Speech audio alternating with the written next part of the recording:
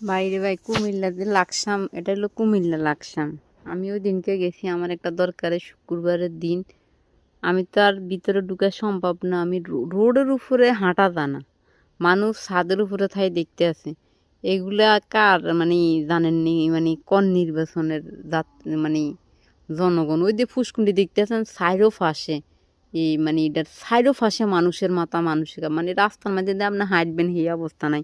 সব জামাতের কর্মী মানে এরকম একটা মানে লাকসাম। ওই দিনকে লাকসামের মাঠে না হলে একার ডাইপছে ওই জায়গাতে প্রচুর রাস্তা। আমি রেলগেট পর্যন্ত গেছি হাঁটি হাঁটি, শুধু মানুষ আর মানুষ। এত মানুষ যে জামাতকে ভালোবাসে, বাস্তবে যদি আপনারা না দেখতেন তাহলে বুঝতে পারবেন না।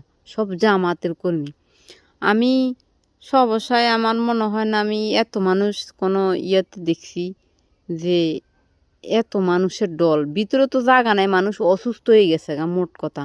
ছাদের উপরে, পুষ্কুণ্ডির পাড়ে, রেল লাইনের উপরে, মানে অসংখ্য মানুষ। জানি না আমরা কোন দল যাবো, আমরা কোনো কোনো দলের ফাত্তি না যে কোনো দল কর্ম দল আনি আমরা খানা দিয়ে দেবো।